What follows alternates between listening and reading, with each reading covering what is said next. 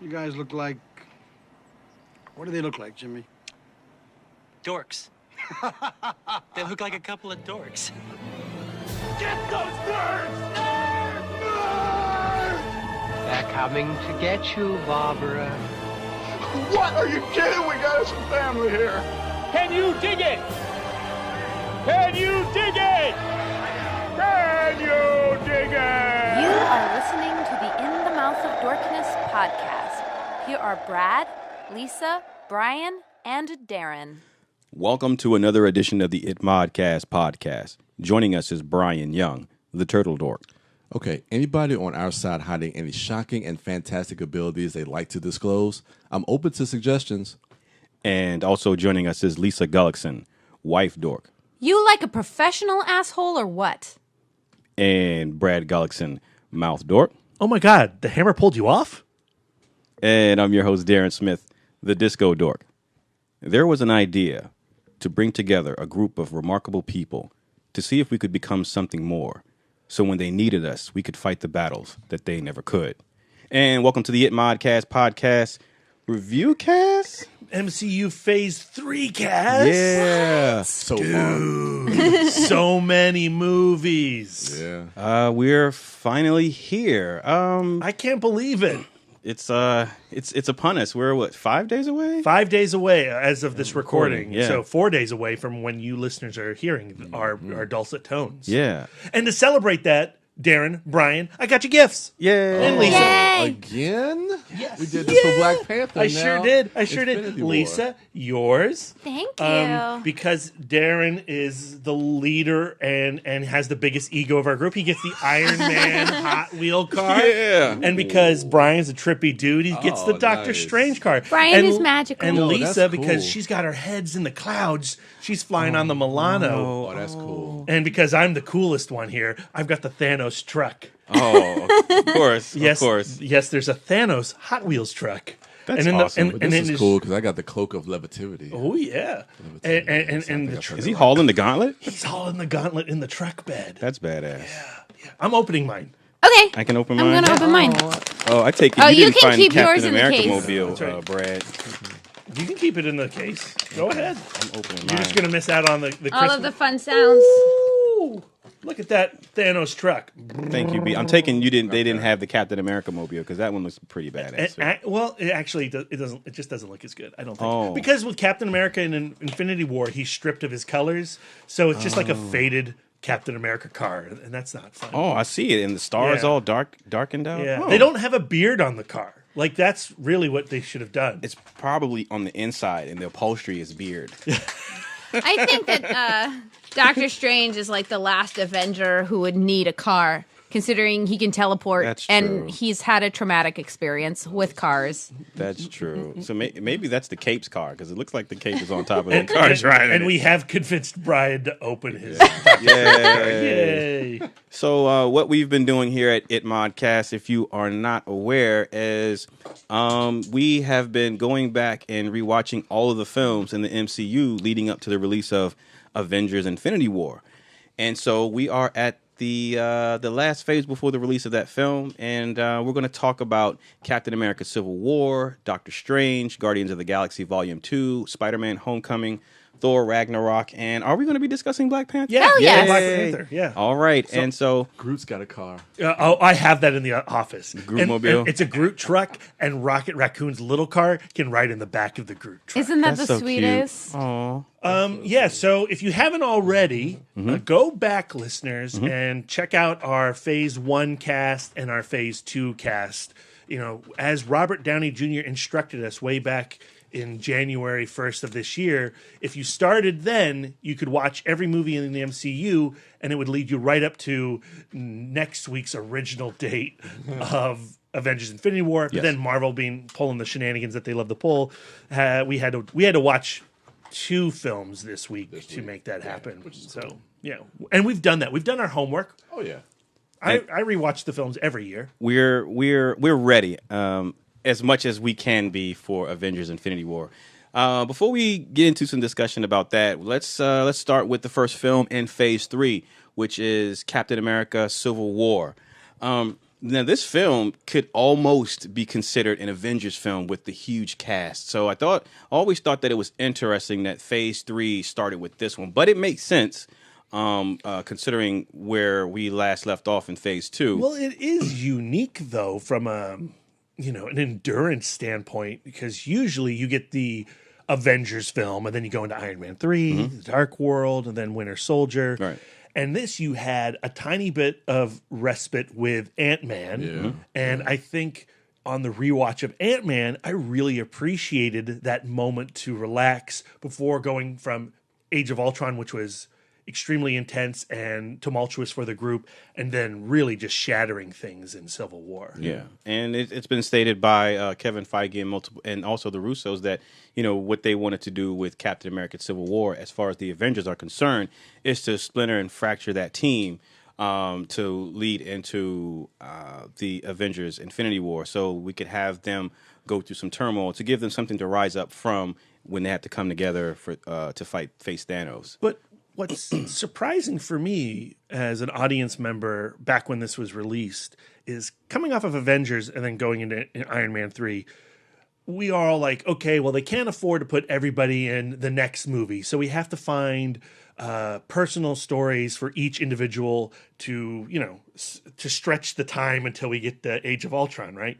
Well, with Phase 3, they're kind of like, actually, let's pay all these people and get everybody into one movie.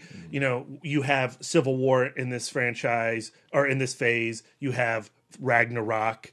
You start having a lot more crossover in Phase 3 than you did in the previous phases. Phase 3 is my favorite, especially going back after this most recent rewatch.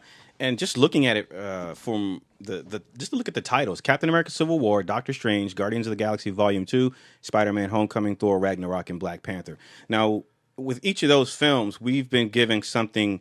They've each contributed something new to the MCU, which I really do appreciate. As far as with Civil War, I mean, pitting Tony and Steve against each other after 9 years of, it's like 8 or 9 years worth of those characters building history, was something that leading this phase off was a very, I don't want to say risky, but I think that was a unique move to put, to start that phase off in such a place, because it gets pretty serious. And well, and if you go back and listen to our review cast of Civil War, amongst our group, there are people who are more Iron Man inspired, Darren, more people who are Captain America inspired, Brad, and we had that was one of our, it wasn't a disagreement, but it was, we had a lot of back and forth, and I don't think we really aligned on that film originally. Right.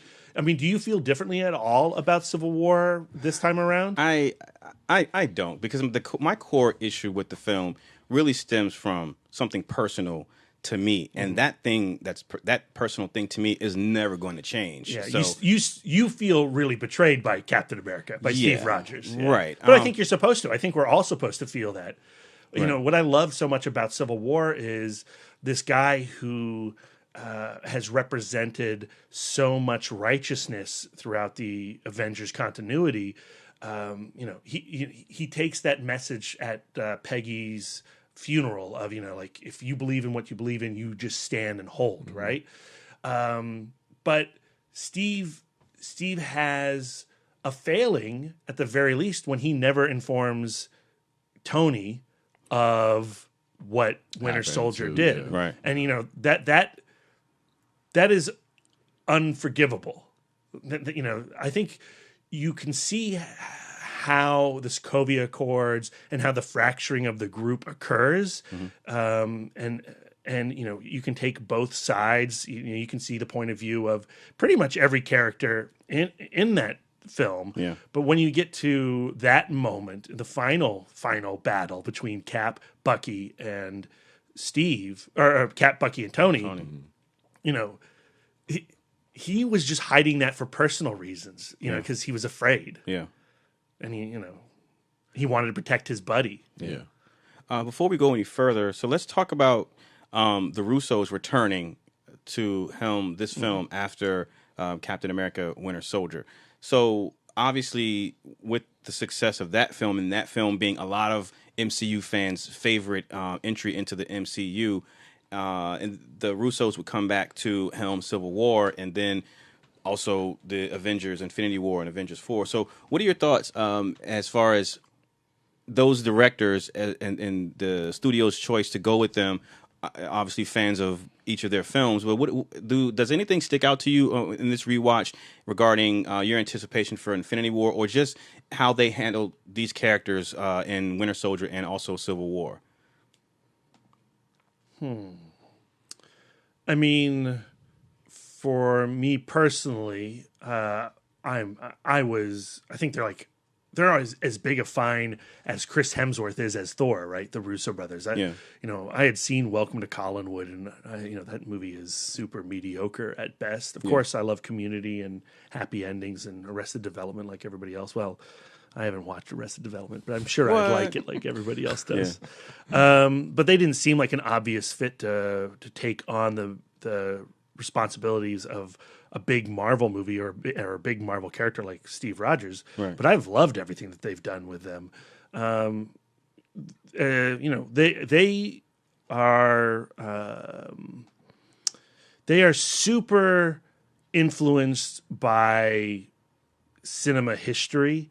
And if you look at, Winter Soldier, that was their, what's that Robert Redford movie? I am blanking Maltese on. Falcon? No. Robert Redford, man. Not Maltese Falcon. Not Flight of the Navigator. I can't believe I'm blanking on it. That's going to drive me crazy. And everybody on the internet's just screaming at me right now. But the Robert Redford, Faye Dunaway spy film, this was their take on a 70s espionage movie. And, Civil War, they talk about their inspiration being Seven.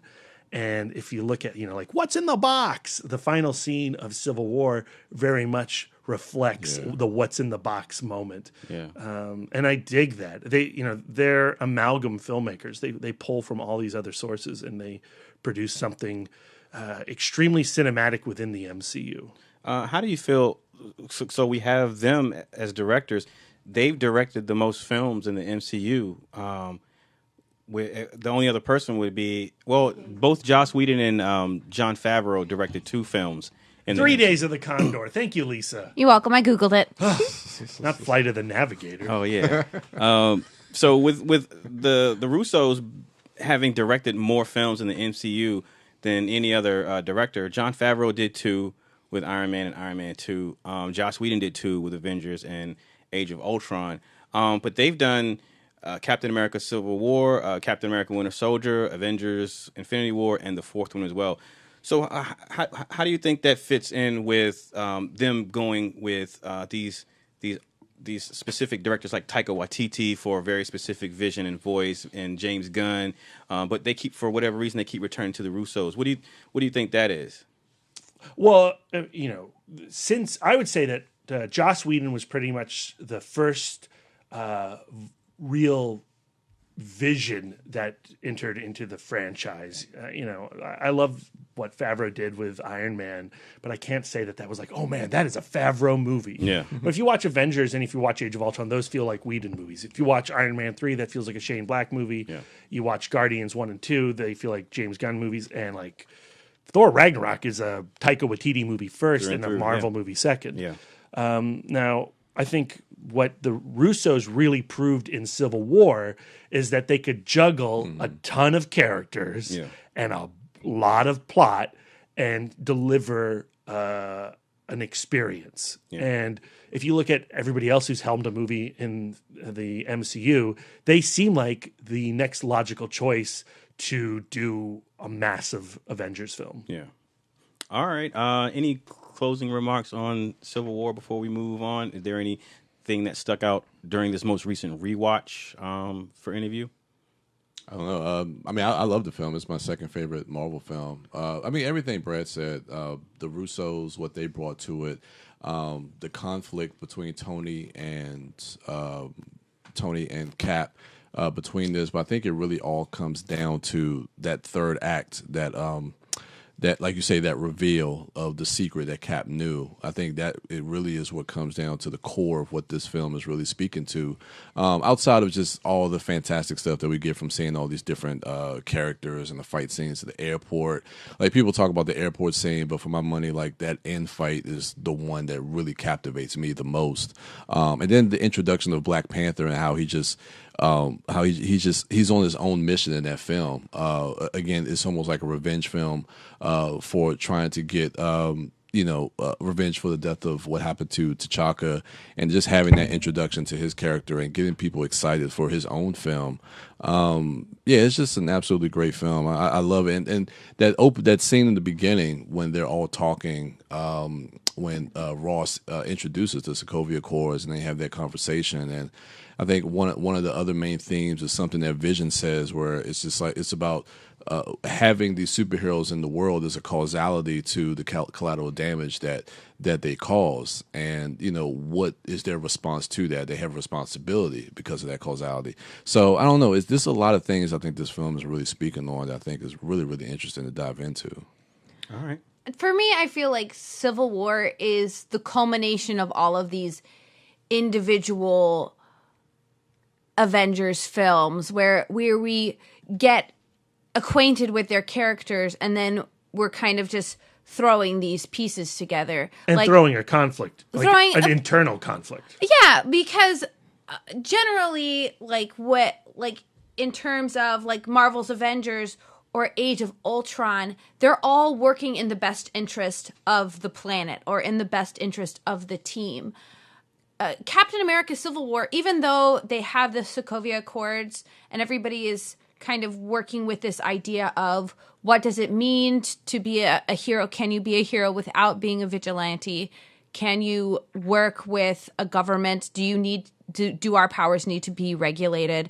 Even though that is part of the conversation, really what it comes down to is Steve Rogers is acting out of his own self-interest at the end of the day. At the end of the day, his priority is, I need to protect Bucky because Bucky is this last piece of my old life. And he protected me when I could not protect myself. Exactly. So when these Avengers are acting in their own self-interest, all of these kind of personality quirks that make them so essential in a team, the power to make a snap decision, the power to know what is right, a power to assert your ideas when it is hard. A lot of times when it comes to saving the planet, those are really important things. Mm. But when you have those things working in conflict, the friction is inevitable and it's palpable. If this movie had, if Zemo was not part of this film and it was I don't even think about Zemo when I think about this film. I think about the team. Right. But let's say that aspect was removed from this movie. This man who lost his family because of the events of Age of Ultron. The conversation would have been a conversation. Right. The Sokovia Accords would have been worked out. Steve was willing to have a talk there, really willing to sit down and figure things out, even if at first he's not so sure about it. But when Zemo does the frame up of Bucky and forces Cap to go in and help his friend, that then forces the hand of Tony and his side to take Cap in. And then, shit goes down from there. Mm. And, the Black Panther introduction, I mean, that was like the biggest worry going into this movie. Oh, wow, they're going to introduce Black Panther. And then, 6 months later, and they're going to tie in Sony's Spider-Man? Mm-hmm. How can they do all this? But it worked. It worked. It's amazing how well it works. Yeah. It's a little miracle of a movie, Civil War. Yeah. That Queen section, Darren, I mean, when we talked about Civil War, that it always goes back to that scene for you. Yeah, it was so perfect. And, that's that's the thing that Marvel has been doing and continues to do, the unexpected. So we have a superhero film. So each of these films, and that's one of the things I want to point out on why Phase 3 is my favorite, because I think each of these films contributes. I said it earlier, contributes something different and does something different within the MCU, and also within just storytelling and filmmaking. So, in the context of like superhero films, where Spider-Man is concerned, the Russo brothers showed that we don't even need a 2-hour and 30-minute movie to establish and get you on board with a genuine Peter Parker. And what they did, you're right. Civil War is a miracle of a movie, but even within that miracle of a movie, it's a miracle of a mini movie with what they were able to do with Tom Holland's character and fit him perfectly into a conversation and a situation with Tony Stark and what Robert Downey Jr. brings to that performance, and have Tom Holland's character effortlessly mesh with the tone of the MCU. It's perfect. Also, with the introduction of Spider-Man, that's their first acknowledgement that, to me, that they're accepting that there is a comic book audience that is watching. Yeah. Because with Iron Man, people didn't necessarily know who he is, but Spider-Man is stuff of legend. Even if you don't read comic books, you know who Spider-Man is. So we do not need to go through he's been bitten by a spider, and then the Uncle Ben thing was unfortunate, and with great power comes great responsibility. Like that doesn't need. We don't have to take Jesus all the way back to fucking Bethlehem. Like we know where he came from. Yeah. So. And then the final thing I'd like to say about it from an action standpoint, that airport sequence, and when Spider-Man really shows up and he's wearing the Steve Ditko suit. Mm-hmm. If you look at how the Russos shoot that versus how Whedon shoots Age of Ultron, I love Whedon's kind of like splash pages come to life, whether it's like the center of the church and how, it's motion. Like that slow motion one take, and it's like a barely moving painting. Yep. Or like when Thor, Iron Man, and Vision blast the hell out of Ultron. Yeah. It's like this massive splash page. Yeah. I just love that. But then what the Russos do with the airport sequence is deliver, what in the comic books would be a 22-page issue of an action of a fight scene. Yeah. Like this is the fight issue. Yeah. That moment is the fight issue of Civil War. Yeah. And so it's really cool to see how different directors interpret the sequential style of comic books. Yeah. And this is the movie that kicks off Phase 3. So obviously Phase 3 hits the ground running, and then next up is Doctor Strange. So, as far as what I mentioned about this phase in its entirety and its contribution to the MCU, well, not only to the MCU, but as far as Doctor Strange. So here we have another character that to most people is going to be a mystery. This character, this name, Dr. Stephen Strange, is new to them. And what they were able to do with Iron Man and the Guardians of the Galaxy, these lower tier superheroes, and then bring them to the forefront in a way that's accessible, firstly, but that also offers something unique. So in this film, when Strange is going on his trip, because of the Ancient One, we're presented visuals in a way that we've never seen before, and again, bringing the panels from the comic books and the colors and the designs to life in 3 dimensions. But also, speaking of like fight scenes, what Scott Derrickson was able to do in that final fight scene, playing with the powers in inherent in that character and reversing things, but having the action going in reverse and in forward motion at the same time on 2 separate planes. Is something unique. But I guess one of the things we have to talk about is, if we're going to talk about Doctor Strange, is Benedict Cumberbatch as far as being cast as Dr. Stephen Strange. Now, with this rewatch, having lived with this film for so long, how were your feelings regarding him in casting and being the embodiment of Dr. Stephen Strange in the MCU? I remember the first time hearing him speak in an American accent, and I was like, this shit's weird. Yeah. But he really, there is something about his looks where he does look otherworldly. Mm-hmm. And I think that in the beginning of the film, he really captures that arrogant asshole who goes, I don't deserve to be disabled. I am too good to be disabled, and I'm going to do everything that I possibly can to the extent of medical science and then beyond to fix myself, and the fact that journey takes him from being this completely self-absorbed, arrogant prick to being an arrogant prick who does magic is beautiful. Yeah. And some people's complaints were that, this character, this interpretation of this character is too close to what Robert Downey Jr.'s Tony Stark would be as far as... No, I disagree because Tony Stark wants to be liked. Yeah. Tony Stark, even though he has his egotistical side, he has a touch of, but I'm cool, right? Yeah. Where Doctor Strange does not have that at all. And Tony Stark has a ton of doubt. Yeah. That's one of the interesting things about that character.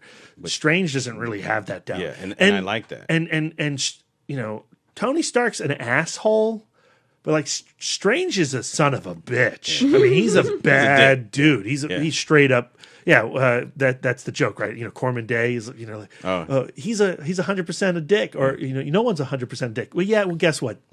Doctor Strange, 100% total dick. And just because I love name dropping, when Billy and I went to the Chattanooga Film Festival, we actually had the chance to talk to C. Robert Cargill, who wrote the film. Yeah, and the whole time he's in this room, it's in the lobby area, just kind of like at Fantastic Fest where everyone's waiting to go into the movies. And C. Robert Cargill's across the room from me. And I'm like, Billy, that's the guy who wrote Doctor Strange. I gotta go talk to him. And he's like, all right, go talk to him. I was like, oh my God, I don't know. And then after 45 minutes of pumping myself up, I walked over to have a 10-minute conversation with C. Robert Cargill. And I had just written my FSR piece about how much of an asshole Stephen Strange is. Because that's really what I took away from this rewatch. Yeah. It's just he's savage. He is savage. And it's not like everything changes for him when he gets the powers, when he goes to Karmatage and meets the Ancient One. Now he's a dude who, he's still a dick, but now he's got crazy good magic powers. So I was talking to Cargill about that, and Cargill said something interesting that I had not heard before, that when they made Iron Man, really they took the personality of Strange from the comic books and adapted Strange's personality to the Tony Stark personality. So that when it came to his turn to translate the comic book version of Doctor Strange, he had to push it even further of what a jerk this guy could be. Yeah. And he had a lot of fun bringing this savage version of Stephen Strange to the screen. Yeah. But they were also really worried that maybe they went too far. I think Strange we've only had one movie with him. Yeah. And just like Tony Stark has evolved greatly from 2008, to see him go into Infinity War and then whatever his sequel's going to end up being, we're going to get a new human being out of Doctor Strange, and I'm excited for that. But yeah, man, wow. Every single one of our heroes, to a certain degree, has had to go through the rock tumbler of ego, and we haven't seen that for Doctor Strange yet. And I think that there's a great amount of anticipation for seeing the shit knocked out of him. Well, just looking at the trailer of Infinity War, right? And Ebony Maw has him pinned down with those mind daggers. Yeah. He's gonna have his butt handed to him. He's riding high off of bargaining with Dormammu, but he's gonna have a fall. Am I the only one who, upon this most recent rewatch, kind of honed in on Baron Mordo and just started thinking about where, at the end of that film, where that character could and should go because of... Well, you explain. Go further. Well, because, Chiwetel Ejiofor and his portrayal of that character is, for me, I don't think when people talk about the MCU and its villain problem, they don't talk about, and Baron Mordo... They're really only talking about a couple movies, right? When they talk about the villain problem, they're only really talking about Dark World, maybe Incredible Hulk, Ant-Man, But everyone's the counter argument to that is always, everyone always brings up Loki, but no one talks about Baron Mordo's character. and how in this film, I think one of the strongest things that it does is, being an origin story for a potentially incredible villain, I think. But we've seen villains like him just straight up disappear in the Marvel universe. Like, we'll never hear from Zemo again, and we'll never hear from... I don't know. Well, from what I was reading about why Chiwetel Ejiofor even He's agreed coming to sign back. on was because they have a specific arc for his character, his villain in mind, and the writer was saying that their intention is to bring that character to Loki level of awesomeness and reverence. So I'm really intrigued by that because throughout the course of the film, I like the way you see his viewpoint change and how at the end he genuinely feels like betrayed. And so, any good villain, what's the cost of what you've just done? Yeah, and any good villain has that part of him that you understand and sympathize, and it's one that in his eyes that villain sees their aim and their goal as genuinely righteous. And so I think that's the dangerous thing about Baron Mordo, is that in his mind, like, he genuinely believes that his way and what he's feeling is correct, and he's almost not wrong. Like, there is a cost to what they're doing, what they're meddling with, and so, and someone like Doctor Strange, who's just gotten into those arts, as opposed to Baron Mordo, who's been doing it and who has an understanding of the potential, cost of these things. I think that really sets him up in a unique position to be a pretty, a righteous villain. I think. Now the characters we may never see again, Lisa, are Benjamin Bratt's Pangorn. After he gets his magic ripped out of him by Baron Mordo and the Stinger. And I doubt we'll see Michael Stuhlbarg. Like, I love that dude so much, and it is kind of painful to see him in this tiny throwaway role. And but I like what he brings to the movie. Even so, that one scene with the vending machine, killer. Yeah, it's great. Killer work, Stuhlbarg. All right, B, any closing comments about Doctor Strange before we move on? I really enjoyed my rewatch of this one. I really enjoyed Tilda Swinton as the Ancient One. I know there was a lot of flack about her casting. Yeah, with whitewashing. Yeah, the whitewashing. But I think she brings something really unique to this character that I really enjoy watching her portrayal of what she brought to the screen. And again, Baron Mordo, I love how you say how he felt betrayed by the teachings of the Ancient One, which I think is really going to be the beginnings of his turn. And just the approach, especially in the beginning, the different approaches that the Ancient One and Doctor Strange have to medical, where she's talking about healing through belief, and he's more about actual science-based stuff.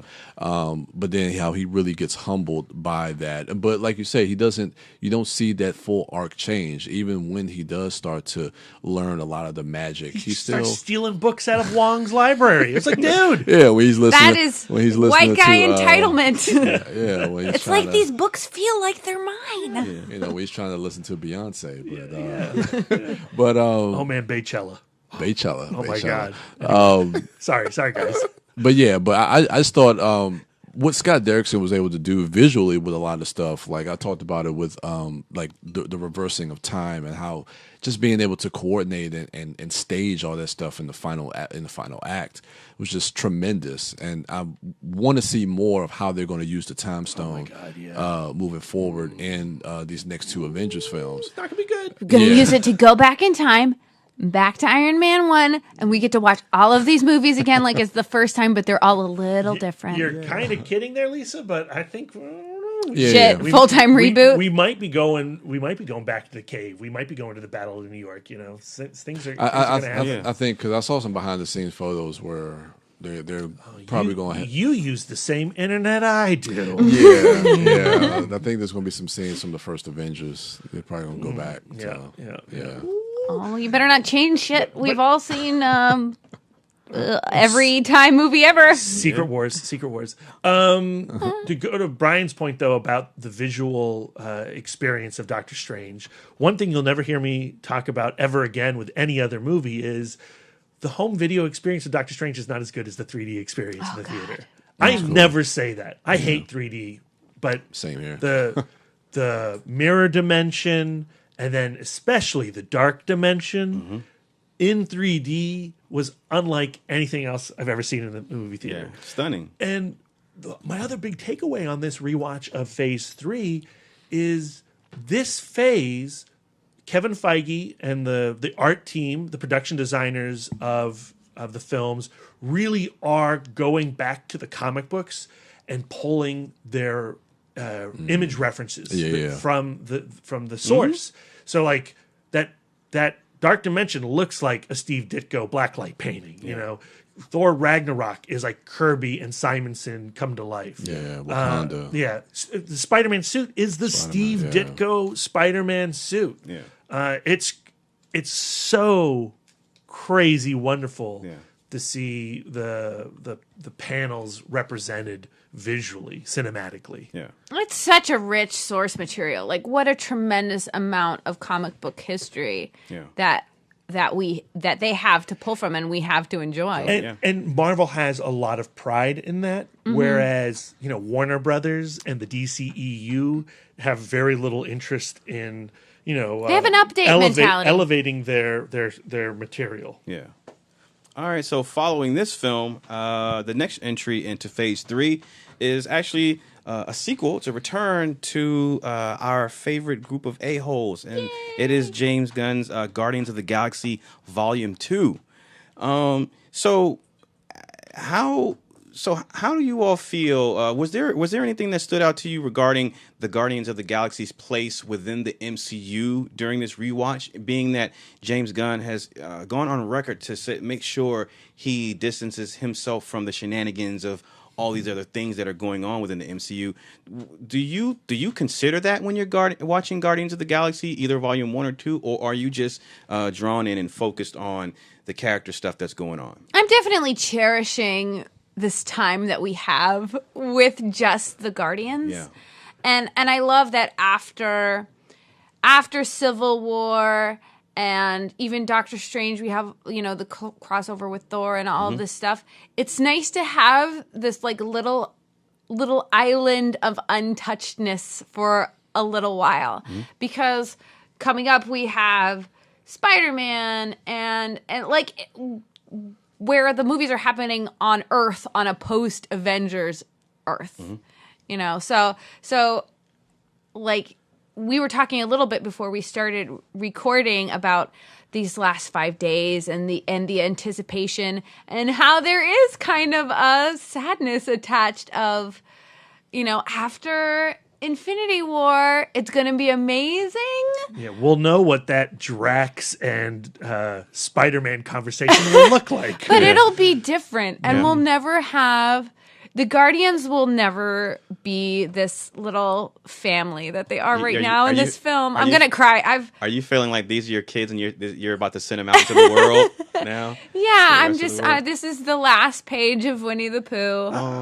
Christopher Robin is going to leave the 100-acre wood. Oh, no. Volume 2, I remember when James Gunn was talking about this film when he was doing pre-production, he was saying it's not going to tie into the Infinity Stones at all. And I remember being really like, what, really? Because the first film, while it was not like Infinity obsessed, had a lot of that mythology in it. It had Thanos. It has the daughter of Thanos. How can Volume 2 not focus on the impending doom of Infinity War? Right. And I was kind of hesitant. I was like, oh no, this is the franchise. I want Guardians to bring the cosmic universe to Earth. This is the vessel to do that, James Gunn. Do that. Yeah. And what he delivers with Volume 2 is all character. Yeah. It's practically 99% character work. Yeah. And has very little interest in narrative and plot. Yeah.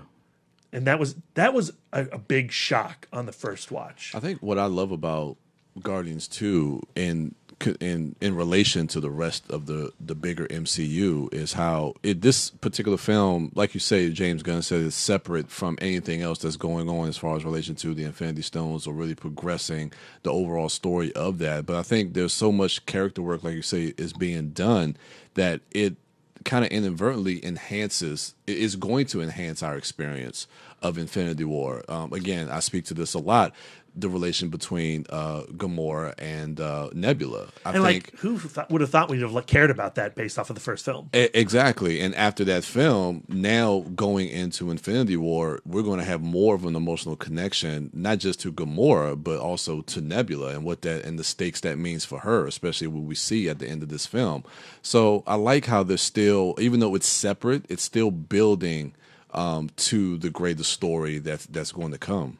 And I just think that Star-Lord, Peter Quill as a character, needed a lot of emotional development following that first film. Mm-hmm. Yeah, he saved a planet, super fucking cool, but he still was very much, he has like this stunted growth of having been losing his mom and being kidnapped, and there's this feeling where this hole in his heart had to be filled before he's ready to go to Earth and take on Thanos. What do you say to critics of this film that believe Guardians Volume 2 basically just rehashes the idea of losers coming together and just being like, oh, the what you love is what's already there. You're not appreciating the family that's already around you. I say go fuck yourself. I knew that answer. You know, with movies and with cinema, I'm not saying this is an excuse, but stories almost always come back around when you're looking at like themes and stuff. If it's just thematically regarding the narrative, and it gets to a point where it's not necessarily the story you tell, but how you tell it. Like if you're telling a story in a way that has not been presented to me before, then I'm going to appreciate it, nonetheless. But I think, with the Guardians of the Galaxy Volume 2, like what you were saying, Brad, as far as it, just being about, character, complete, all about the characters, I think what happens is, like what Brian's saying, we have a much more emotional investment. And I was like you initially when it was announced that James Gunn wanted this movie to not be involved with all of the stuff that's going on outside leading into Infinity War. But I would say this, because they've been distanced and kept separately, that's another that's another big moment that's waiting to happen cinematically when those characters are integrated into Earth-based MCU for the first time. And then also just to see, knowing how Rocket was for the first movie and a majority of the second movie, this is what I wanted to where to he is when the movie ends on his close-up, it's to me it's just intriguing to wonder what this, first of all, who is this new Rocket and how he was changed by Yondu, and also the realization of who he is and what he is. I'm curious. That's something also new that we are potentially going to get an evolved Rocket.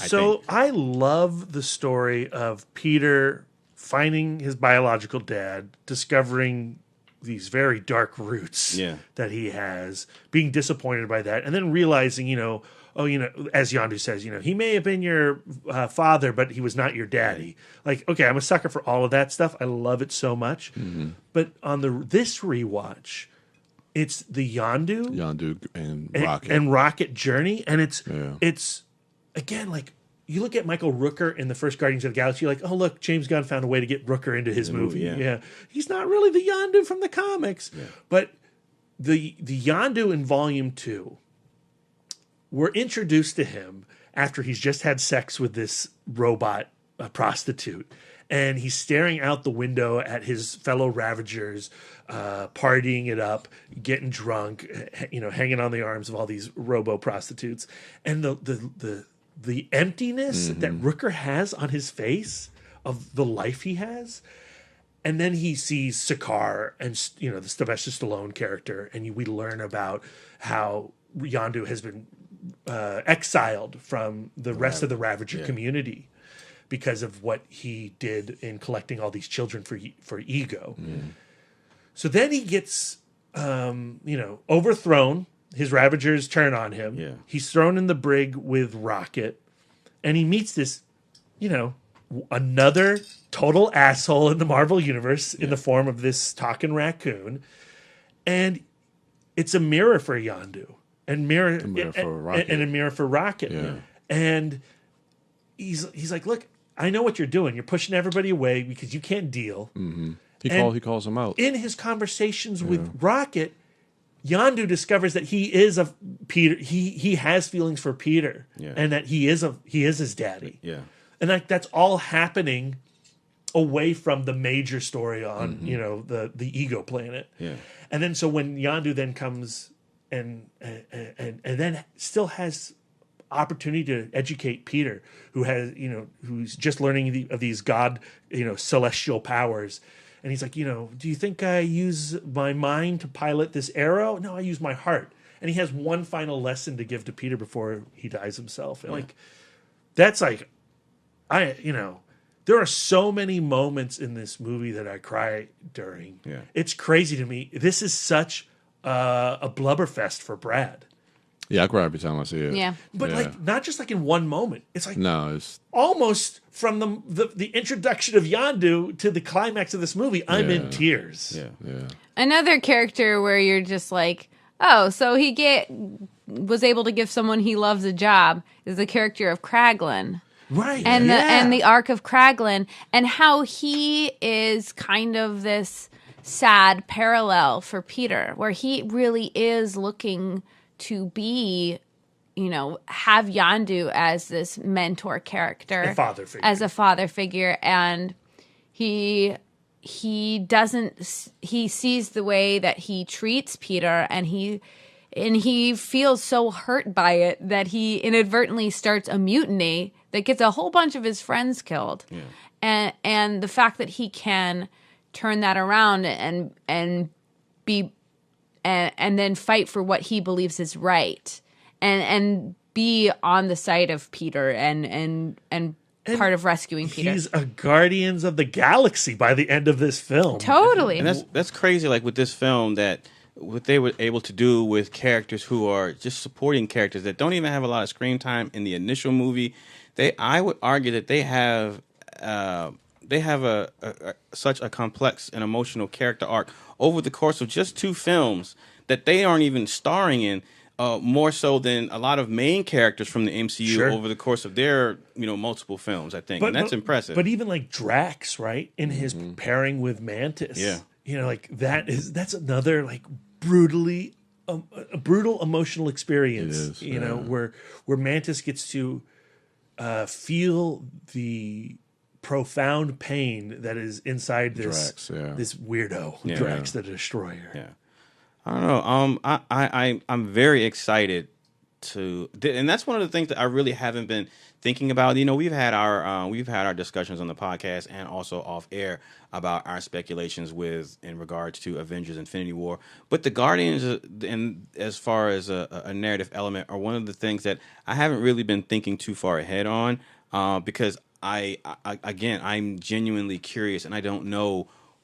how they're going to come across as far as where we last saw them at the end of Volume 2 to where we meet them in Infinity War. It is genuinely exciting because, again, we have a changed Rocket at the close of that film. So what I'm curious about with Infinity War is seeing seeing the brothers take hold of James Gunn's characters, because the one thing my main takeaway from those 2 films is that James Gunn loves these guys. Yeah.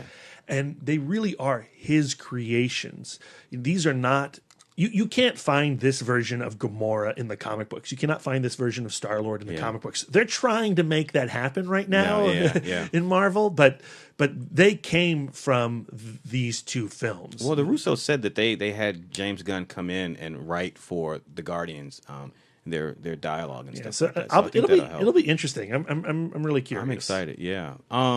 So after but Guardians, it'll also be weird, right? Yeah, it could be. Yeah. It's gonna be super fucking weird. It's gonna be weird. I mean, when you see that Infinity War trailer and Peter is talking or he's ranting at Tony, he's like, your plan sucks, and my plan's awesome. Yeah, like that's just weird. Yeah, it is. It's like, ugh. And like tonally different, because they've just been kind of living in this like little pool of their own there-ness. Yeah. Ugh.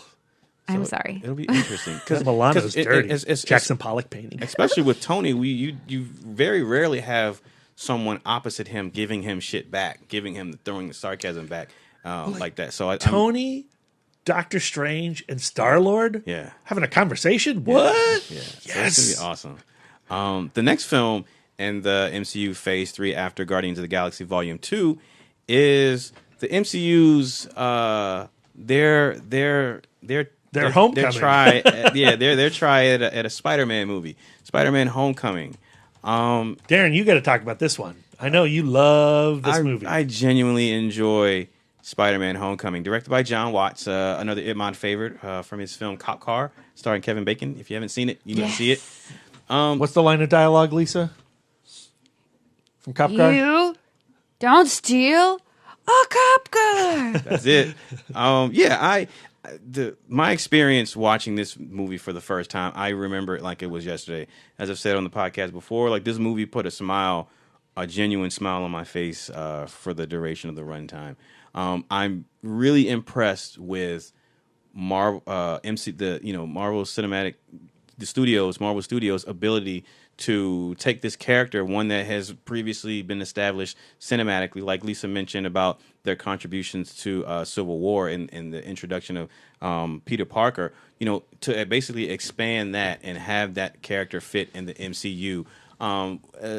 Slightly acknowledging the events of the films that preceded it, but also setting up an individual story for this version of Peter Parker and setting it in the high school setting with an actor who looks, for the appropriate age of a teenage Peter Parker, I think were the strongest points to the movie.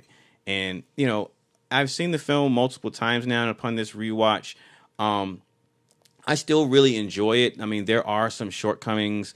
Michael Keaton is great, I think, as, the Vulture.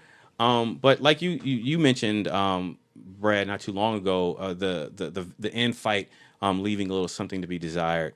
But I still genuinely enjoy this film. And I think for me, it is all due to Tom Holland as Peter Parker. I mean, to me, now it's going to be interesting and weird if they have to recast him, because for me, he is Peter Parker. And we finally hit it. Yeah. And so I don't know.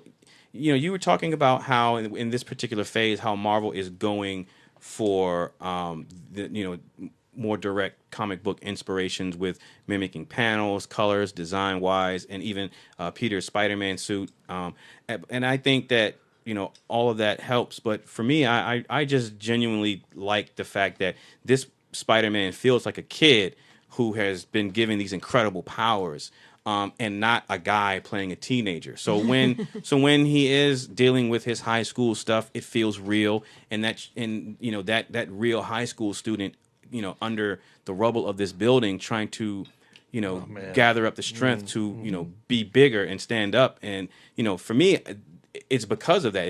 It's because it's a kid under that rubble that makes that moment so powerful to me. Him overcoming that.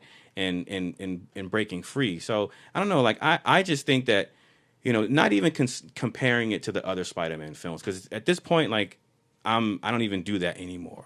Because who cares? Because it really doesn't matter, because this Spider-Man film, above all else, stands on its own away from those other films. And I don't know. I really think it's a good debut effort for the webhead in the MCU.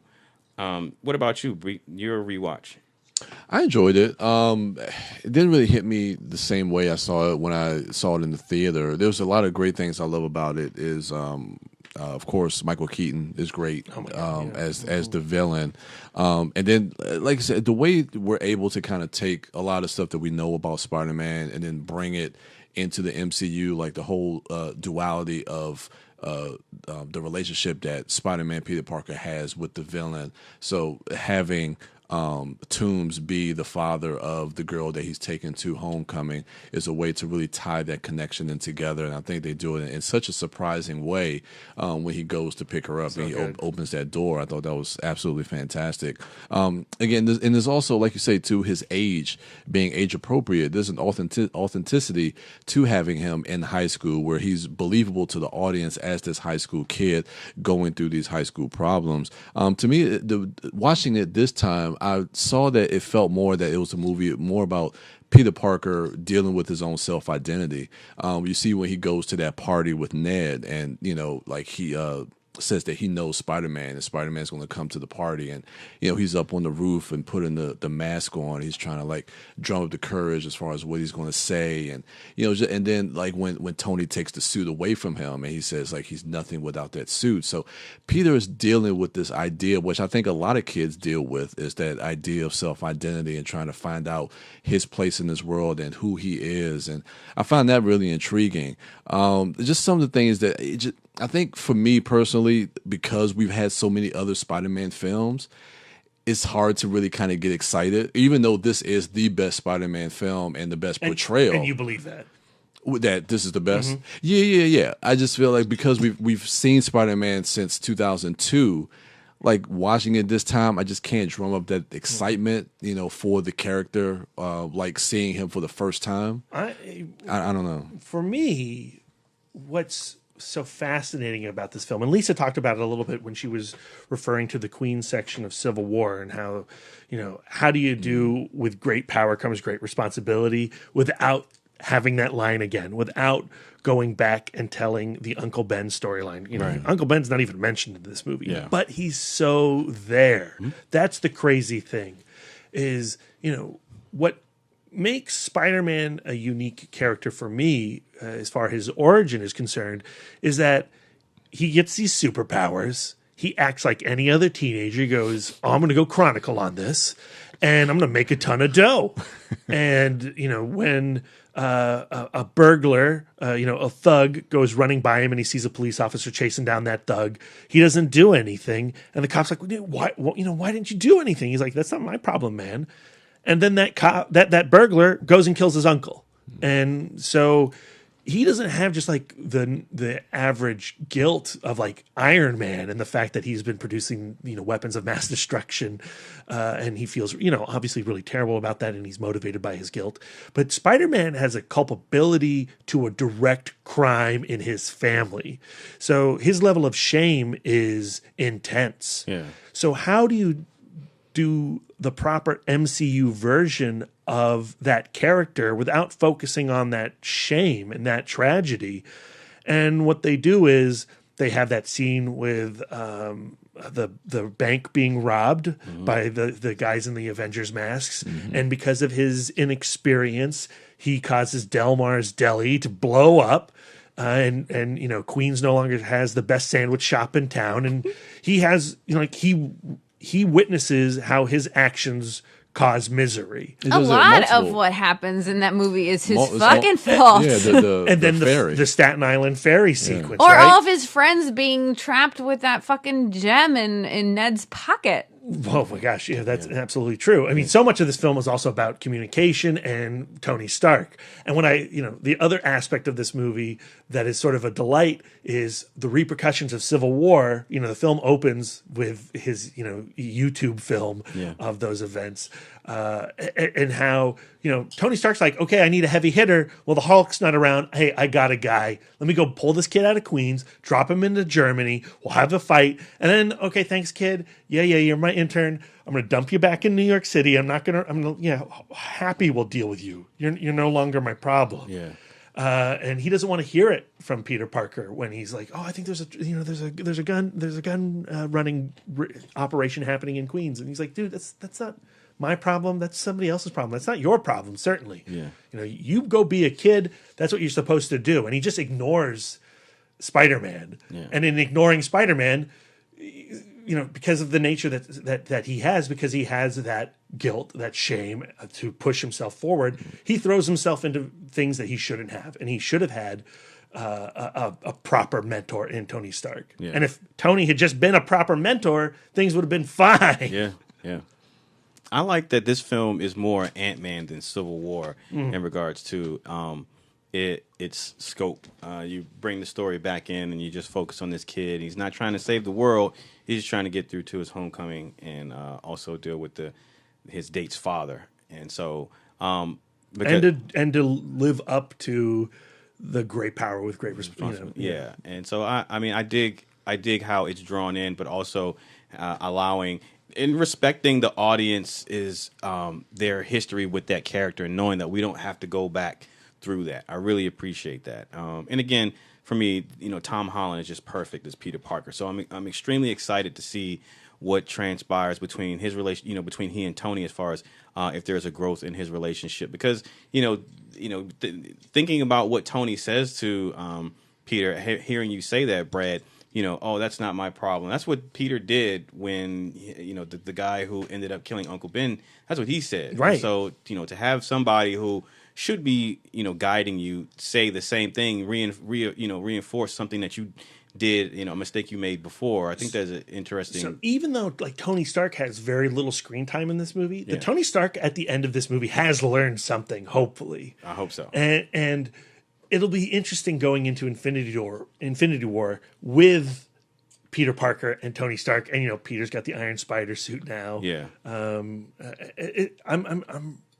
I'm excited by what could be a really special relationship within the MCU of Tony and Peter. Yeah, because him bringing Peter into this and the stakes that are at play in Infinity War, that's just another weakness for Peter Parker. Because if something happens to, it's a weakness for Tony. Because if something happens to Peter, then that guilt is going to be extreme for Tony. Bringing that kid into this situation. So that's something that I'm curious in regards to their relationship and see if that is explored.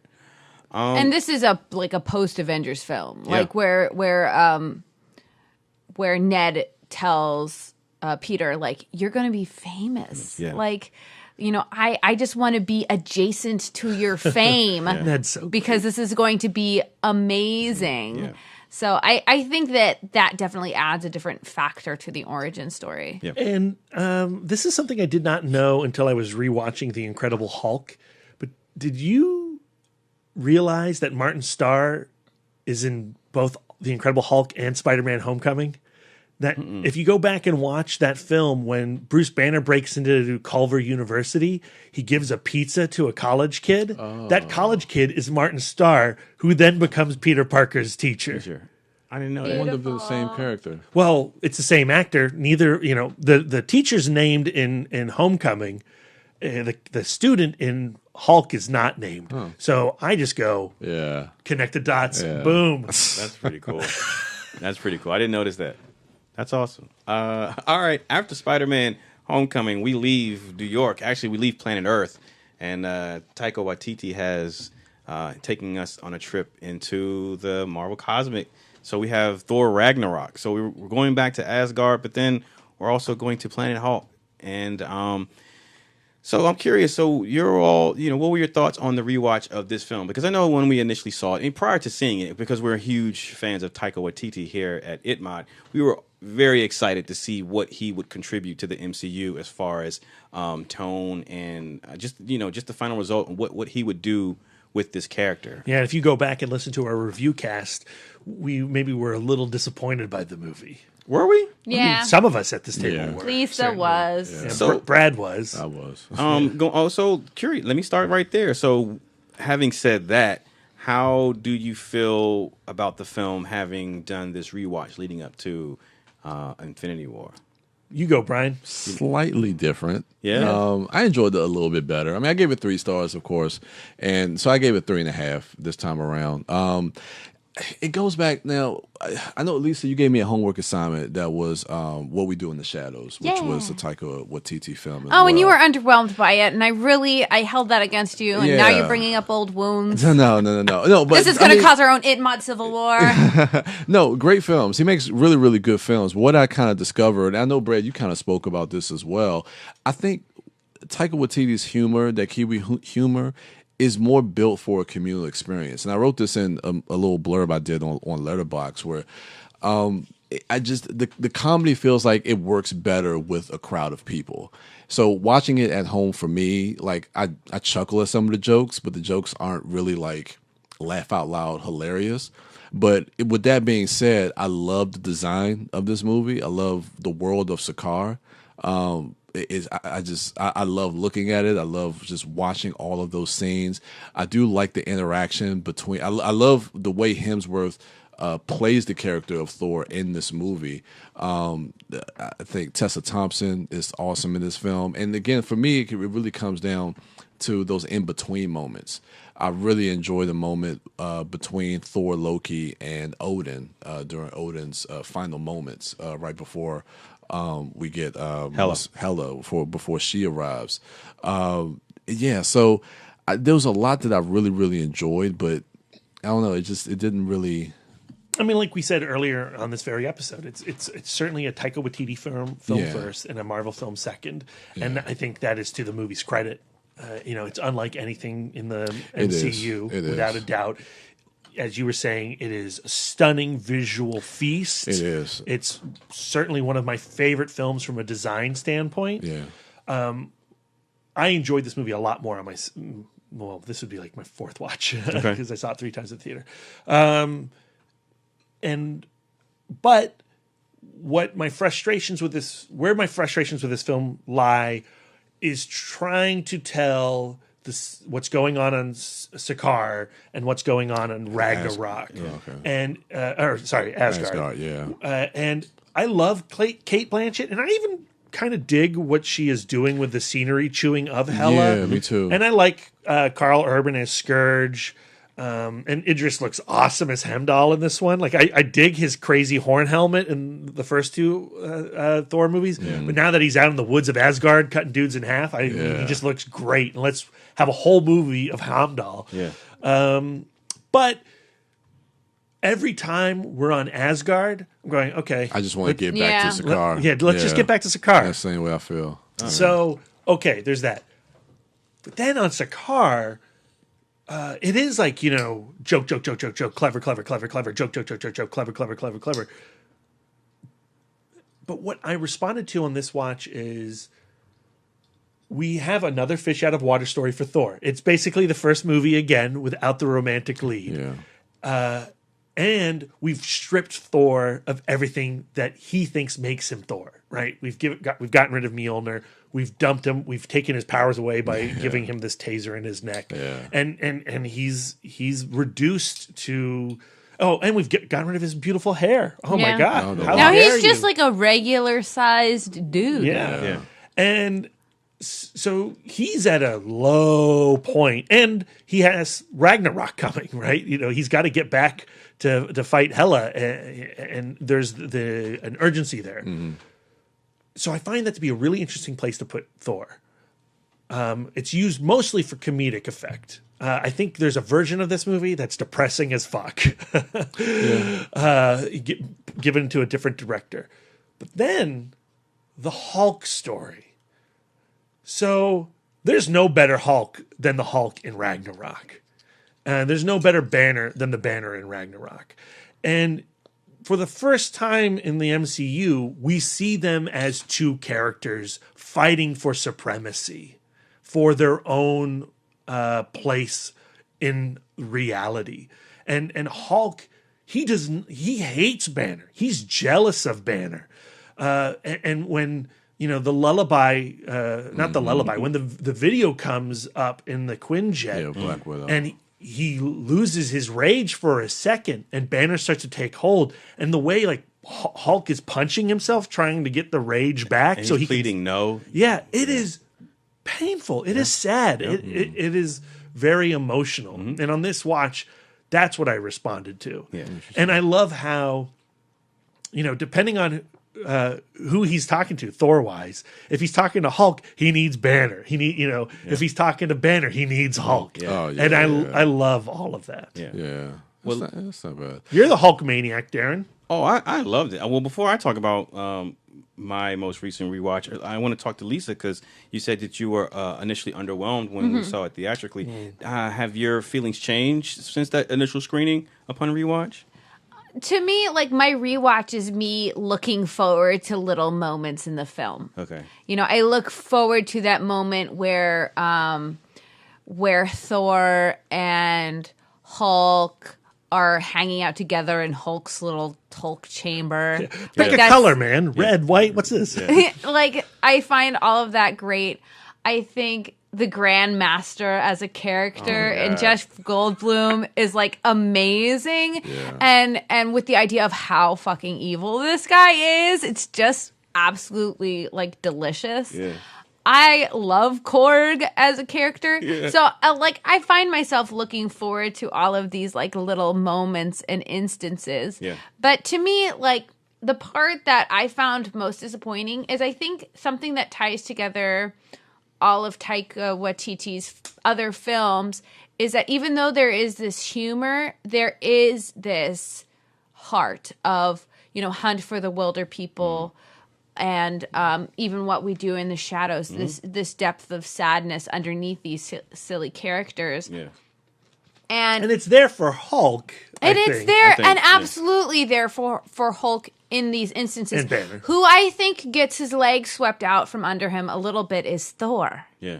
Where he becomes this kind of fluff ball. Where I like the kind of dichotomy of like when we first meet him, we think of him as this super serious Shakespearean character, and now he's just kind of like a medieval surfer dude, you know? So I like that. I just think that there's like a happy medium for that character that hopefully we'll get in Infinity War. Because I feel like a lot of his emotional weight was kind of undone by this character. And I just think that like the whole, maybe too much was going on in this movie, and the whole plot with Hela got hella boring. Yeah. And, you know, that moment where That was dope. And by the way, Heimdall. what you just did. Oh, yeah, I'm sure I'm the first. I didn't hear it from anywhere, though. I didn't steal that. So, you know, when he finally takes the throne. You know, he's been denying himself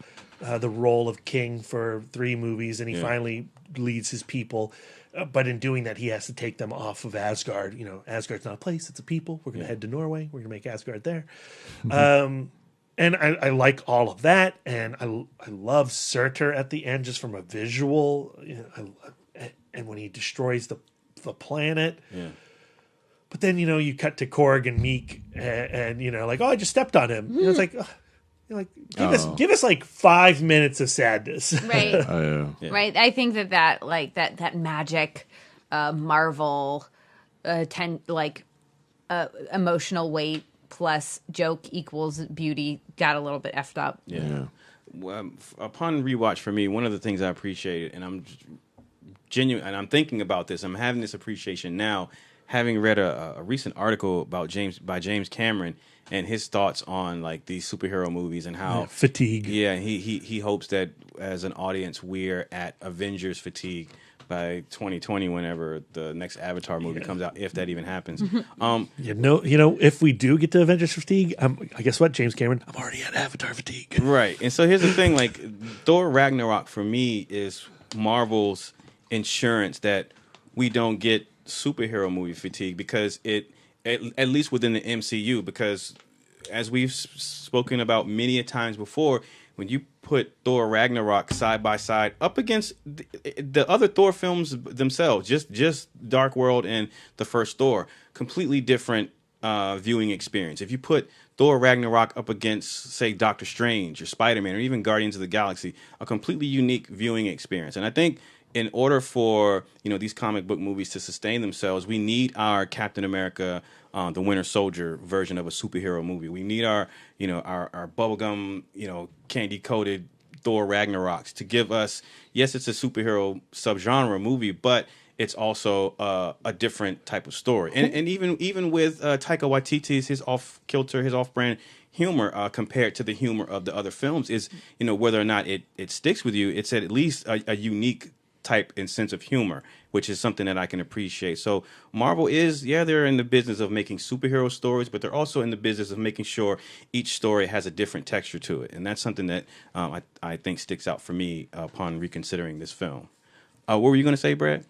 Well, just to echo your point with Ant-Man, when you do the rewatch, it's different. Your relationship with that flavor changes, because when you're going to the movies and you're waiting months to see Ant-Man or months to see Thor Ragnarok, and oh man, it's leading into Infinity War. Yeah. You want it to really be that connective tissue. Right. But then when you're watching it like one after another, week after week, that change of tone is seriously appreciated because it's at home. It's not, and you're not anticipating. The anticipation has been removed. Yeah, and that says something that you can do a back to back rewatch of all of these films and still have different. You have your big scale Age of Ultron, and then you come down to Ant-Man, and so I think that says something that again that goes back to Marvel ensuring that you don't just get fatigued, because if you were to take a weekend off and just watch all these movies, you don't want to feel like you just watched the same movie like 17 times. And I think you won't have that problem with the MCU. Even visually, even from tonally wise, visual wise. And so that is what I take away from Thor Ragnarok upon rewatch, because there's no other character like the Grandmaster in the MCU. There's no other Korg in the MCU. And even with Thor, even how his character has evolved, from the first to the second film to this film, it's unique even unto his own little mini franchise, I think, and that's something again that I appreciate too. So I don't have to feel like I'm watching the same Thor as I watched in the last movie and in the previous film. What's interesting though is like I do feel like there is an evolution to Iron Man and Captain America, and Black Widow. But I feel like with Thor, it is more of a reinterpretation from movie to movie. Like the Thor in Thor is different than the Thor in Avengers, who's different than Dark World, who's different than it looks like they're writing a rough draft and they're just editing the character until we've got what we've got. And it'll be interesting to see if that continues, depending on who's working with him. And that could be a dangerous thing, but me personally, and I can't even lie like I have my ear to social media like that, but I don't remember hearing people have that big of an issue with the fact that we have a continual reinterpretation of that character. Well, since most people hated Thor before Ragnarok, everyone loves this version, and I really I had a great time with this movie. All right. So after Thor Ragnarok, comes the final film leading up to Avengers Infinity War. And, this is a special film for multiple reasons. If you've been living under a rock, Black Panther has become a huge cultural phenomenon, even outside of, black culture, just a worldwide phenomenon. And I think, we haven't even seen the full ramifications of his existence as of right now, because I think it's going to have a long-lasting and long-reaching effect. Even box office-wise, the movie's been out for how many months now? Two months, and you all just attended a full packed house screening, sold out Saturday night screening at the Alamo Drafthouse, One Loudon, and we were front row, and the front row was sold out. A Saturday night on a weekend where Rampage has only been out like 1 week, and that movie is still supposed to be drawing in like big box office, but we have Black Panther still selling out theaters, and I think that again, like, we haven't even seen how special this movie truly is going to be within this culture, within history. But we are at Black Panther, directed by Ryan Coogler, who also did Creed and Fruitvale Station. And this movie stars Chadwick Boseman and Michael B. Jordan and Angela Bassett. There's a huge cast in this film. So let's get into the last film before we start ruminating about Infinity War. What was your thoughts and feelings about Black Panther, Brian, on your most recent rewatch? So this was my fourth rewatch of the film leading into Infinity War. Mm-hmm. And I don't know, every time I watch this film, I mean, I have the same takeaways, but I always just try to focus on something new and something different. I don't know, this time I really was just kind of focused more so on T'Challa, because everything in this movie, a lot of people say, T'Challa kind of gets left to the side because, you're focused on like Killmonger, the Dora Milaje, and just Wakanda, the world of Wakanda, which all of it is beautiful. But I think the direction of Ryan Coogler, who is just a master at pacing. This movie is just brilliantly paced throughout, from the opening scene, and seeing that opening and just understanding the sins that his father committed by leaving Killmonger behind, killing his own brother and leaving Killmonger behind, and then T'Challa realizing the sins of his father and trying to right these wrongs and trying to make everything right, and the idea of a good man and a good king, and like, can he become his own man without living in the shadow of his father? I like all these different questions and the conflict that it brings up in T'Challa. It's just such a beautifully told film that deals with a lot of those different questions. I absolutely just love the film. And again, I mean, we've talked about it before. I mean, the movie's been out 2 months, so we do have our review cast up, so I won't speak on it long. But Killmonger is such a character that you empathize with on so many different levels. As a villain, I don't think we've seen a villain in the MCU. I would even argue, not even Loki, I've felt such empathy for a character like that. I don't even like calling him a villain. I don't. Yeah, because when I see those scenes when Zuri is talking to him in the garden, and he's telling him the flashback, and you see that kid on the basketball court, he's looking up at those spaceships, and he has to run, and then just imagine that kid running back to that apartment and seeing his father dead on the floor.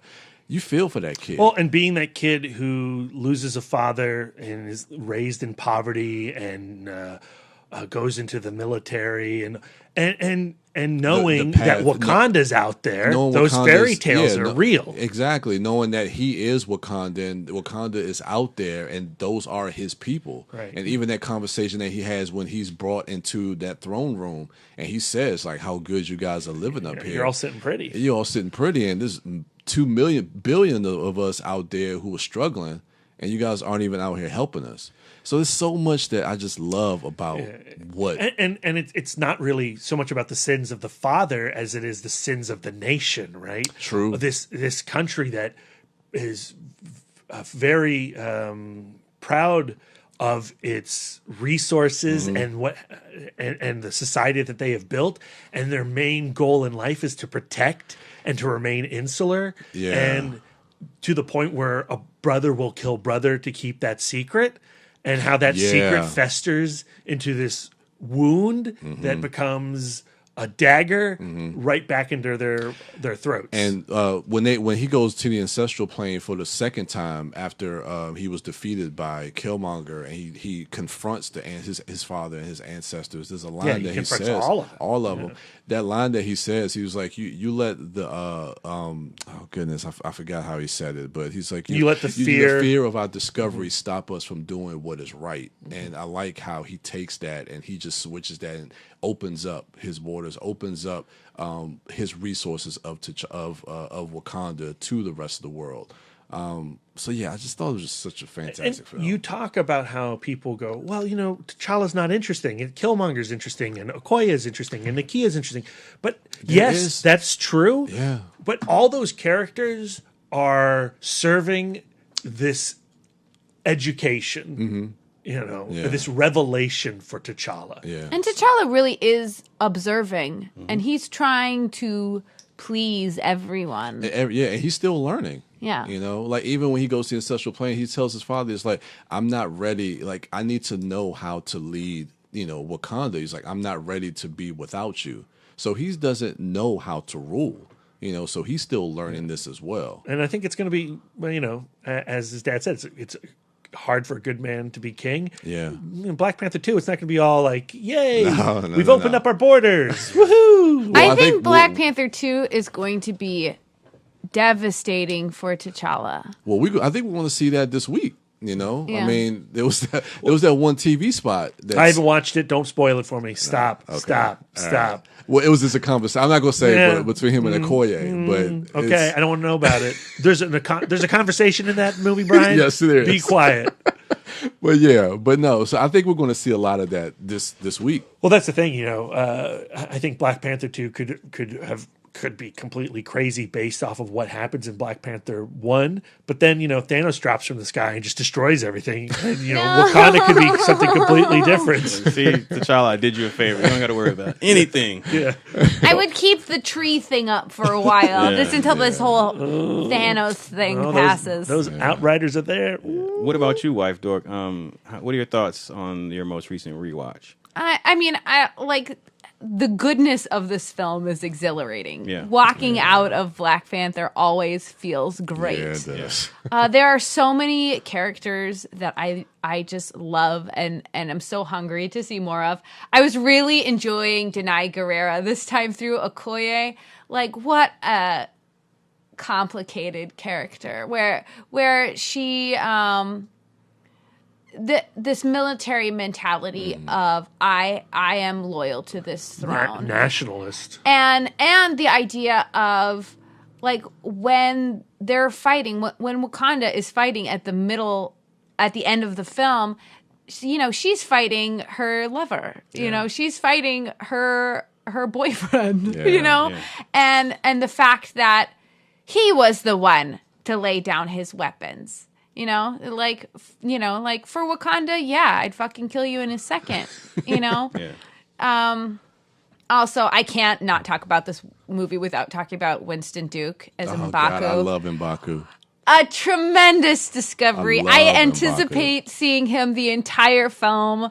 I think he is so funny, and I think that character has a lot of tremendous potential. Are you done? I fucking love it. Well, I love that where T'Challa's like, look, I could use an arm. And he's like, dude, no king has stepped foot in these mountains for centuries. Yeah. Why should I help you? Yeah. And then T'Challa's response is like, well, I can't speak for those kings. I can only speak for me. Oh, so good. So good. Everything in that movie. Man. What about you, B? Oh, I'm sorry, Lisa. Oh, I'm just going to go down the list. Andy Serkis, super fucking terrifying. Yes. Oh, man. Yes. Like, we've, again, humble brag, we've all met Andy Serkis. We're best friends now. We're BFFs. We've met him twice now. He's seen me without my makeup on. And the thing is, like, when when you take a photo with him, he's such a tiny dude. He's a tiny little man. He is. But in Black Panther as Claw, he's a beast. He's a imposing. brute. Yeah. He's terrifying. Really, really imposing. Yeah, perfect word. Him for it. singing, what is love? I'm like, and his eyes are like fucking watering with hatred, and all of his like necklines are just like popping. It's like disgusting and terrifying. Normally his name is mentioned when someone is reviewing or talking about a movie that required his motion capture work. Right. But Andy Serkis as an actor, and this is why that argument, I think, coming from his side stands regarding motion caption actors and some type of recognition for them come award season, because you genuinely do have to act. And Andy Serkis, specifically with Black Panther or this character, has proven that even without the dots on his face, the tracking dots, and in a motion capture suit, he is acting. He is, those moments and that emotion that you get from Caesar in the Planet of the Apes films. He's tremendously talented. Well, and yes, you've got to be, I guess, to like act through all of that technology. Like he's larger than life. What I'm saying is like he's proven that he doesn't even need that technology. And Andy Serkis as Ulysses Klaue does not feel like him just being Caesar with a different voice or whatever. It is his own character. It's not Gollum. And again, he is able to make someone of a smaller stature feel imposing on screen by just his screen presence. It's that thing that we talk about, star power and screen presence, and Andy Serkis has that. And so that's another benefit for the film, I think. I like how he's used with, or how his death is used in this movie. Still kind of sad that he's gone. Yeah. He's brilliant, though. I love, it works so well, and it makes total sense. Yeah. It's just that because he's so damn scary, and he is such a good, hateful villain, I'd like to have kept him around a little longer. Yeah. So at the end of Black Panther, one of the stingers is Shuri tending to a recovering Bucky. Yeah, like in that theater, in that crowded theater, there were still people like going like, "Who is that?" Yeah. That's crazy. So let's talk about that, because that is going to lead into Infinity War, as Bucky is seen in the trailers. I'm totally shipping those two. Shuri and Bucky? Yeah. I know she's a little young. How old is her character supposed to be? She's like a teenager in the movie. Oh, gross. Never mind. I take it back. Bad Bucky. Bad Bucky. You can get your ass put on ice for real. Well, and, and the children are all chanting White Wolf, and White Wolf in the comic books is a different character, but also a significant character within Wakanda lore. And, that sort of hints at the idea that maybe Bucky will have a connection to Wakanda now that maybe the other Avengers don't. I don't know. Like, I find that kind of exciting. I do too. We'll have to see where things go in Infinity War. Yeah. But I wouldn't mind seeing Sebastian Stan, stick around after the death of Captain America to tend to his wounds in Wakanda. He's going to need some place with extradition because he's murdered quite a few people. That's true too. So, that's I'm true just saying, too. keep your head down, Bucky. You're in a good spot. Be quiet. This is what I want to pose to each of you. So, as Robert Downey Jr. tweeted out back in January, like you stated, that if you watch one MCU film a week, it would take you up to the release of Avengers Infinity War, and you've all done that. How has that left you feeling, taking all of these movies in close succession, and being with them in close succession, leading us up to 5 days away from Infinity War? How has that left you feeling in any type of nostalgia, like, oh, I remember the first Avengers screening, or any type of anticipation with, since I've lived with this character and rewatched them, now I'm curious as to what's going to happen in Infinity War. What was the effect of this rewatch, basically? I think for me, it definitely has built anticipation, not less nostalgia for me, because like I said, going back and rewatching, I realized that there are a lot of films that haven't really hit me as deeply, as profoundly as they have in the past. But can I just ask real quick? I know I've seen your ranking. You put it out on Letterboxd. Yeah. Is there a film that surprised you at how high it rose in your ranking, or how low it fell? Well, I think the one that surprised me the most was probably the first Avenger. Not Captain America, the Avengers, Marvel's the 2012 movie. Yeah. That movie just doesn't really hit me the same way that it does because how far removed we are, and how more deeply compelling a lot of the stories after it are. Also, another film that I was surprisingly more in tune with was Doctor Strange. I really enjoyed, and again, just the aesthetic of the filmmaking. And to be honest, I think that actually has, outside of like Civil War and Winter Soldier, has some pretty nifty action sequences that some of the most inventive, especially that last one in Chinatown. Wherever it was. It's pretty cool, and I really enjoyed it because a lot of people dismiss Doctor Strange a lot, especially being so far removed from it now. I don't know, but I really dug that film. Wife Dork, what about you? What are your feelings post all of these rewatches? I doing all of these rewatches and doing these like phase casts has felt positively celebratory, and I love being able to go back through these characters and find those little threads and being like, like in the first film, we see the side of Tony's character and it's suspicious, and now it's Ultron, you know what I mean? And he still hasn't learned his lesson, and when is he going to get that final smackdown? Like, this is like my favorite type of film conversation where like, I'm in this podcast, I'm the one who never brings up how a movie looks. Yeah. I never bring up, the direction is this, or, Dutch angles. Like, I never talk about that. But when it comes to talking about characters that I love and characters that I've lived with and noticing these, like, nuances of humanity, I just find it absolutely fascinating and exhilarating to talk about, like, how this story is put together in that way, how these like little cogs of character imbalances have made this tremendous machine. I don't know. I think it's awesome. And I'm excited to see all of these characters come together in Infinity War. But at the same time, it is going to be a little bit, like that feeling after Black Panther of just like that first watch,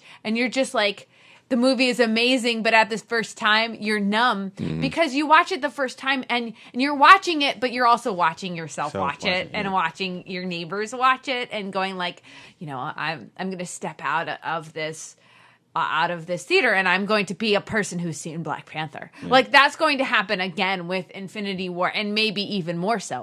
We're going to watch it out and we're going to come out after that and after watching all of these films and going like, I've seen Infinity War and I'm not, there's no going back. I can't watch Infinity War again. You know what I mean? For the first time again. Yeah. So I don't know. I'm not good at it. Like I was always the kid like Christmas Day who would like Christmas Eve who would go to bed and I would just be like electricity and butterflies. Like I wouldn't be able to sleep. Yeah. And then when all of the presents were open, being the first to cry.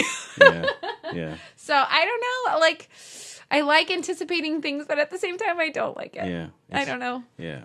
Brad, outside of, just doing the rewatch leading up to the MCU, firstly, you have also been writing about each of your rewatches. So, you probably more so than myself, Brian, or Lisa, have been looking at these films upon this most recent rewatch. Stop it, Lisa. I can't stay still. In a more analytical light.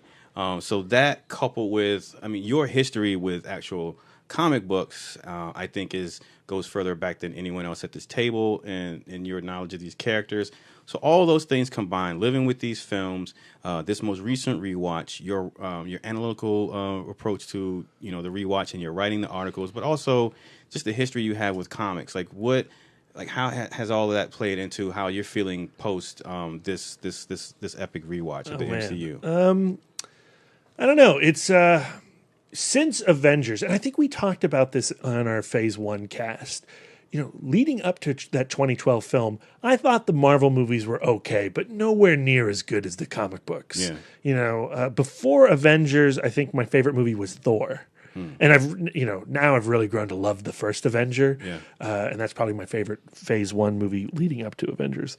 But, as I said, that Joss Whedon movie changed everything. Yeah. That theatrical experience that we had changed what I thought was possible for superhero movies, as far as coming as close to the comic books as possible, those characters. Right. So since then, I've rewatched every Marvel movie before every Marvel movie every year. So I do the MCU rewatch starting sometime usually around February, leading into whatever the May release is. Yeah. But this was the first time, because of that Robert Downey Jr. tweet, where it was like one a week. You can't do two a week just because you're really excited about Winter Soldier. You can't just jump right into Guardians of the Galaxy. You got to be patient, Brad. And what I found in doing the articles, but also specifically in waiting, that anticipation for Infinity War is all the stronger. Yeah. And obviously, if you've been listening to this podcast and if you've been listening to all three of these phase casts, we're Marvel zombies, and we have very little negativity to show these films way. And I know that's not everybody out there in the universe. And if you don't like the Marvel movies, I'm sorry for you. Yeah. And I respect your opinion. But in the Dork Cave, this is treasured cinema. Absolutely. Because when you watch one movie, one after a week, and you do it multiple times in your life, every year, just like I would say I have a different relationship with these characters in the comic books and a different kind of love for those. They are different characters. These are not Ed Brubaker's Captain America characters. These are not Matt Fraction's Iron Man. These are the MCU. But you fall in love with them. Yeah. Right? And I have invested a lot of emotion and heart and passion into these stories. And they almost always pay off for me. Whatever I thought about Thor Ragnarok, I changed things here and there. It's a satisfying experience. Yeah. And with the Russos, my favorite movies in the MCU are Winter Soldier, Black Panther, and Civil War. Yeah. And now the Russos are going to do the Avengers film. I have that's a crazy amount of anticipation. Yeah. And because you're a maniac, You started doing this thing where like, well, we'll watch the movie once on Thursday at 7, and then we'll watch the movie a second time at 10 o'clock. Yeah. So we now do back-to-back screenings for our most anticipated films. Yeah. And what I found in doing that is that first watch, I'm all aflutter, and I'm just like, I'm taking it all in, and it takes care of the anticipatory nerves. Yeah. And that second watch, I can actually just enjoy the movie. Yeah. So I don't know. Did I answer your question? Yeah. I'm excited. As you should be. I had a question. Now, everybody haven't seen all of the Marvel films. And I remember I was listening to a podcast and somebody said, leading into Infinity War, if you only had to watch 3 MCU films, which MCU films would you have to watch too? I think it would have to be the Avengers, Guardians, and Civil War. Because I think that covers all the characters. I disagree. I don't think you need to watch the first Avengers. I don't think you do. I think I agree. Civil War. I think Black Panther. So you get Black Panther in Civil War. You get Black Panther in Civil War. You don't get Wakanda, and because this film seems to be using that as an arena, I think you'll have a better understanding of that setting having Black Panther. Having watched Black Panther, but I find this entire question to be a fallacy and an incorrect way of approaching this franchise at all. We've just done 3 podcasts celebrating every movie. I'm just saying, like, for people like who don't watch these films, if they wanted to like just say, okay, what's 3 films I need to watch to? If you picked like one per phase or something, or just 3 that you would need to at least get caught up to understand what's going on. I think the first Avenger, because it teases Thanos at the end of that. The Guardians, because they're going to be in that film, and you get an idea of what the cosmic world and a little bit more from Thanos. I think that's Guardians. You're right. The first Guardians and the stones as well introduces the Power Stone. I say Guardians of the Galaxy, Civil War. Oh, but just to watch a little bit of Age of Ultron. Just watch all of Age of Ultron, and then Black Panther. You got to do 4. You got to do 4. I think you got to do Age of Ultron, Guardians, Civil Age War, of Ultron Black instead Panther. of the first Avenger. Yeah. Oh yeah, definitely. Okay. Yeah.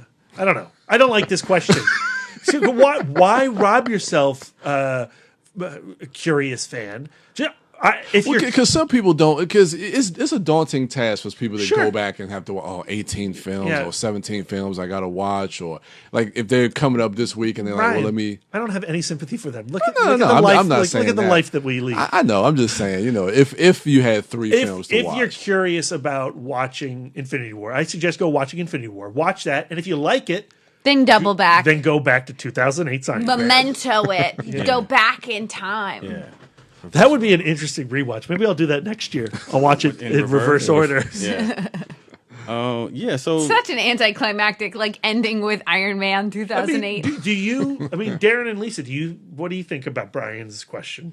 Oh, I agree with. I think I agree with Brian. If you have to pick 3, I would go Guardians of the Galaxy, Captain America: Civil War, and Black Panther. That's what you said, no, right? that's not. No. Avengers. He said Avengers. Avengers. First Oh, Avengers. no, you don't need to see Avengers. Because everything you get in Avengers, you get even better in Civil War. But you don't the have conflict. you don't have the Chitauri or any of that stuff. Yeah. Yeah, but you don't have the Chitauri. You don't have the So- alien threat. Yeah, but I mean, there's You do always kinda need you- the if you alien have threat, Brian, you're if right. you have outer space, like if there's Yeah, but outer you do space get out there, you Thanos. always have an alien you get threat. Thanos and the stones and Guardians. Yeah. So that you could get be Thanos and the stones. You get all of the inner turmoil conflict with Captain America, and then we get Wakanda. Oh yeah, that's fair. Darren, what do you think? I say my 3 picks are: you watch Phase 1, Phase 2, and Phase 3. Accurate. Yeah. So listeners, you can hit us up on social media at ItModcast and let us know your thoughts on Phase 3. We got 5 days left. What were you going to say, B? Well, so I named my 3 favorite. What are your 3 favorite, Darren? That I have to. I'm not gonna. I can't. I Your can't, 3 no. favorite? I've tried to do this. 3 favorite is Darren has different. denied this the entire time. Really? 3 favorite MCU films? Yeah. Like 1 per phase? Like No. each phase? Your 3 favorite Marvel movies. The first Guardians, Age of Ultron. Spider-Man: Homecoming. No. Okay. Iron Man 3. No. Civil War. Doctor Strange.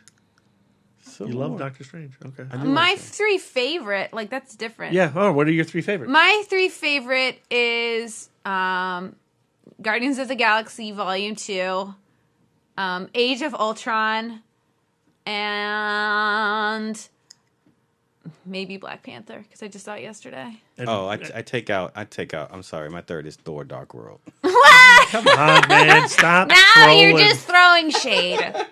Brian, and so your favorite's Black Panther. Yeah, Black Panther, Civil War, and Winter Soldier. Yeah. All right.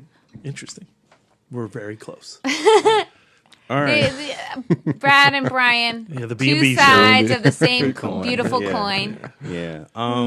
Ladies and gentlemen, we have 5 days left. Oh my God. And I mentioned this before we started recording, but I have a bit of anxiety about it.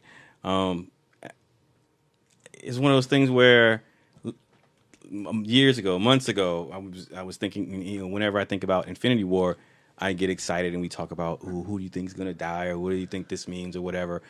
But just today, like that turned into an unexplained anxiety because, as I mentioned earlier, it is the end of an era and there is a lot of uncertainty at this particular end regarding what's going to happen to the people in this movie and also what that means for everything that follows this film and what that's going to be. And, talking about, rewatching all of these films and talking about all of these films just really solidifies how embedded in our cinematic culture these characters have become. And I said this before, Infinity War is unique in that we've never had a situation where you have multiple franchises. You have characters from multiple franchises that we've lived with for such a long period of time, and then you put them together in a singular film, and we see the results of 10 years worth of movies, and character development.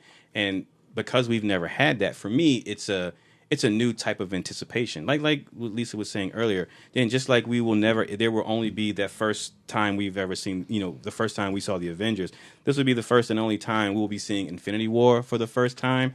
And because it's something that we've never had cinematically, it just, I don't know, to me, not necessarily the stakes are higher, but there's just something extra special about it, I think.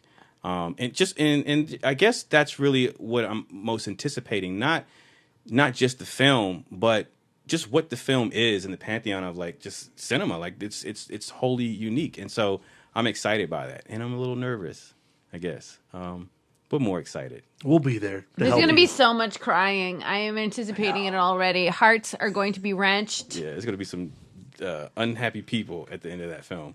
But I mean, that makes for me, it makes for good drama, good storytelling. And so next week we're going to do a big Infinity War review cast. This is our last bit of recording pre an Infinity War world and life. Well, we'll have an episode on Friday. We have our Fistful. Oh, yeah, that's right. That's right. Yeah, That's so right. a fistful of Infinity Stones. So check that out. To be continued. We're not going to tell you what that means exactly. But yeah, so this is where we are. We're 5 days away from something 10 years in the making, and that's incredibly exciting. You can hit us up on social media at ItModcast on Twitter, Instagram, and Facebook. Brian is at The Turtle Dork on Twitter, The Turtle Dork 1 on Instagram, and at Brian William Young on Facebook. Wife Dork is at Sidewalk Siren on Twitter. She's also Bake Dork on Twitter, and she's at Sidewalk Siren on Instagram and Letterboxd. Brad Gullickson is at Mouth Dork on Twitter, Instagram, Facebook, Letterboxd, and Untapped. And I'm Darren Smith, the Disco Dork on all social medias. That's going to do it for us. Enjoy the rest of your week. If you haven't caught up on the MCU films, you still have time. Zachary is doing it. He's trying to cram now. So he's going to make it. He'll be fine. So you still have time. If you haven't bought your tickets, what are you doing? Buy your tickets. You have our tickets, right, Darren? I have your tickets. I had that anxiety the other night. I was like, Darren's got the tickets, right? Yes, I do. Don't worry. I got your tickets. So that's going to do it for us. Thank you all for listening. Enjoy the rest of your week. And until next time.